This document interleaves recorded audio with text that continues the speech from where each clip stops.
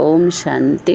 विश्व कल्याणकारी सनातनी विद्यालय परिवार में जो भी आत्माएं तन मन धन समय संकल्प से सेवाधारी सहयोगी हैं, यथाशक्ति किसी भी स्थान पर हैं, सहयोगी रही हैं, कारणे अकारणे अहम कहें वहम कहें, जो आड़े आया हुआ है, दूरी बनी हुई है, बन गई है, कोई बात नहीं है, फिर भी एक दूसरे के लिए अच्छा सोचें, अच्छा विचार रखें। आने वाले समय में अच्छा ही होगा जब हमारी सोच अच्छी होगी। तो जैसे मधुमक्खी होती है, अनेक फूलों से रस को इकट्ठा करके छत्ते में लगाती है, वो शहद कितना काम आता है, हमारे शरीर को ऊर्जा देता है, सहयोग करता है ना प्रकृति का। ये जो हमारा चैतन्य शरीर रूपी रथ है, उसमें सहयोग आता है ना शहद। अनेक पूजा पाठ जब होता है, उसमें भी एक अमृत होता है, बोलते हैं चरणामृत, उसमें भी डालते हैं, मन सहयोग करता है, सहयोगी है। अनेक जीव जंतु कण कण परमात्मा के कार्य में सहयोगी है। भले कोई व्यक्ति विनाश का ही कार्य कर रहा हो, विनाश के ही निमित्त बना हुआ हो, तो सहयोग तो उसके द्वारा भी हो रहा है। जो जिम्मेवार आत्माएं होती हैं, वो सभी प्लेटफार्म पर आंख बंद नहीं कर सकते हैं, क्योंकि उनके ऊपर जिम्मेवारी होती है। सबका देखते हैं, सबको देखते हैं, सबके लिए अलग अलग विचार होता है। कुछ राज्य की जिम्मेवार आत्माएं होती हैं, ग्राम की होती हैं, अपने जिला की होती हैं, समाज की होती हैं, परिवार में भी होती हैं, परिवार की ही तो जाती हैं बाहर। सबकी भूमिका है स्थापना, पालना और विनाश में। हम सभी का सौभाग्य है कि स्थापना के कार्य में है, विनाश के निमित्त तो कोई और है। जो भी ऑडियो वीडियो यसे सुंदरम के द्वारा खास मुरली अव्यक्त वाणियों को लेकर के अनेक संगठन जो बने हुए हैं, उनमें पहुंचाई गई या पहुंच गई। सभी लोग सुने, समझे, सुन रहे हैं, समझ भी रहे हैं। जितना उनकी क्षमता है, अच्छाई में ले रहे हैं, बुराई में ले रहे हैं, लेकर के चल रहे हैं, जीवन जी रहे हैं। जीने दीजिए आप सभी। एक दूसरे का जो भी पार्ट है, कार्य है, सबसे सबका नहीं मिलता है, कर्म भी नहीं मिलता है। और यहाँ पर परमात्मा शक्ति सभी को स्वभाव संस्कार से एक करके, एक डोर में बांध करके लेके चलना चाहते हैं। सगा कौन है, लगा कौन है, धीरे धीरे पर्दे पर तो आना जरूर है। कुछ आ रहे हैं, कुछ बाकी हैं। किसी का अनुभव सुना हुआ है, किसी का देखा हुआ है, किसी का किया हुआ है। अनेक अनुभव को लेकर के अनेक अनुभवी जब एक होते हैं तो कार्य सरल सहज हो जाता है। जैसे हमारे शरीर रूपी रथ में जो इंद्रियां हैं, कर्म इंद्रियां हैं, तो जो ज्ञान इंद्रियां हैं उनसे बोध होता है, तो कर्म इंद्रियों के द्वारा किया जाता है। तभी तो पता चलता है कि हमको बोध हो गया है। अगर नहीं होता है तो ये सिद्ध करता है कि बोध नहीं हुआ है। विधि में जीवन बीत जाता है, कर्म तक क्यों नहीं आता?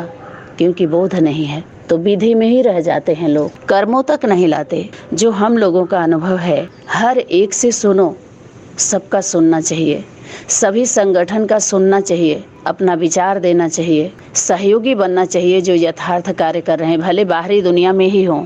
कोई ज़रूरी नहीं होता है कि जो BKP के मुरली अव्यक्त वाणियों से जुड़े हुए हैं वही सच्चे हैं।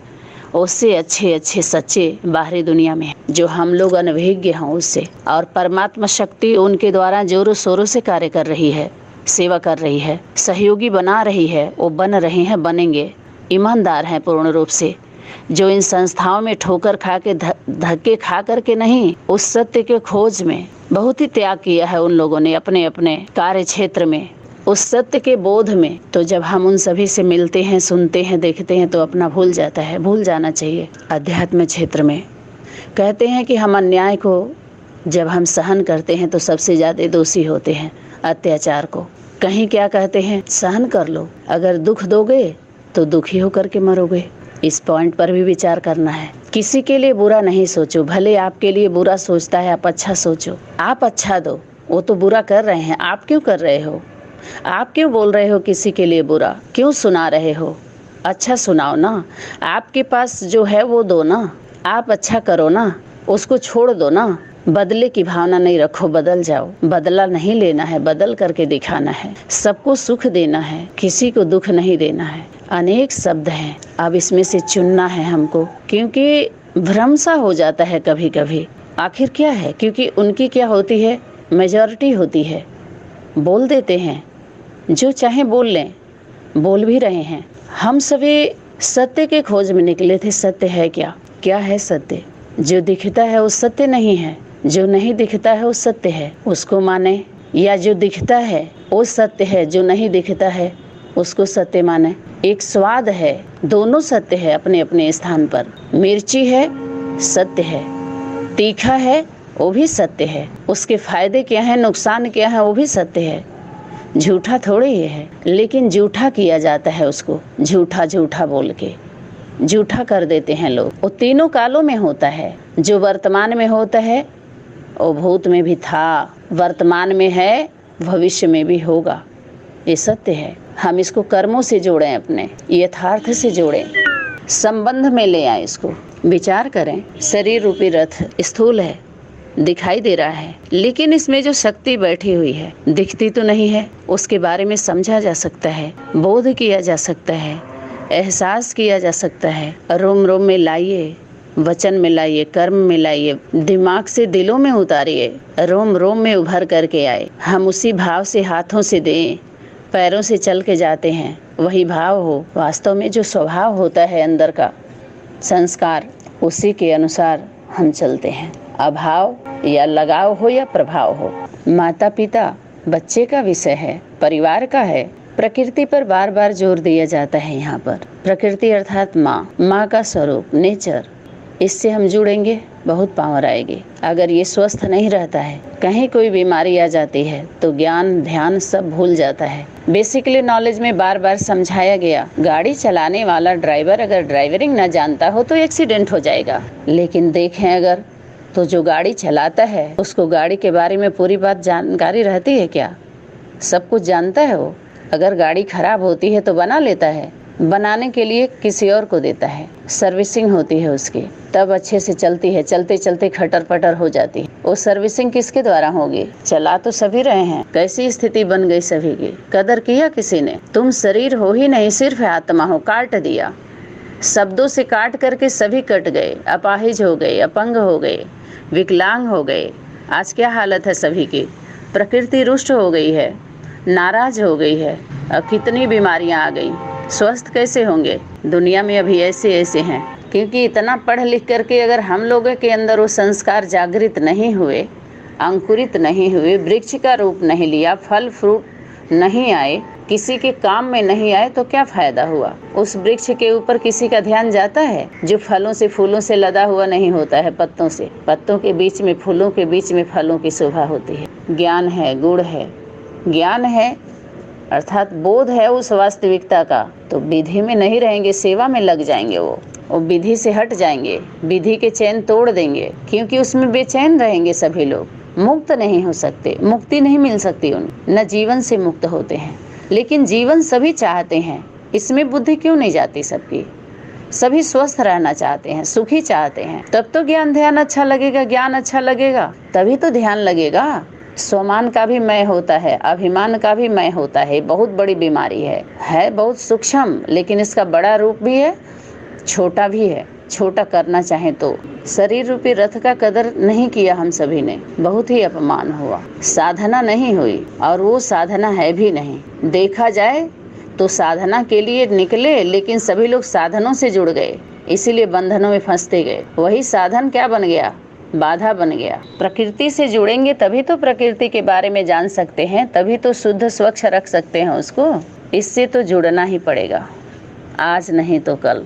जो यथार्थ है समझना पड़ेगा। अगर स्वस्थ रहना है, सुखी रहना है, अपने जीवन में शामिल करना पड़ेगा। हम सभी को करना चाहिए। सबका सम्मान करो। सभी शक्तियाँ सेवा में लगी हुई हैं। जो भी ईमानदार हैं, भी के शरीर रूपी रथ का आधार ले लेकर के सेवा को आगे बढ़ा रही हैं, जो हम सभी के कार्य में आने वाले हैं। सबको स्थान देना है, सब सहयोग करेंगे। जो पार्ट पुर्जे होते हैं गाड़ी के, कैसे कैसे बनते हैं, कहाँ कहाँ से बनते हैं, जहाँ तैयार होते हैं वो सेट नहीं करता है, वो कहीं और पैक कर करके जाता है। लगाने वाला कोई और, चलाने वाला कोई और, कितने सिस्टम होते हैं उसमें। ऐसे ही 9 महीने माँ के गर्भ में जब शरीर रूपी रथ का निर्माण होता है तो कितनी शक्तियाँ होती हैं, एक एक इंद्रियों को तैयार करती हैं, एक एक अंग को, एक एक पार्ट को कैसे सृजन होता है, इस पर कभी विचार नहीं जाता है किसी। ये सोने का मुद्रा है माँ का, जो गिफ्ट में मिला हुआ है माता पिता बाप दादा के द्वारा। आधा अंग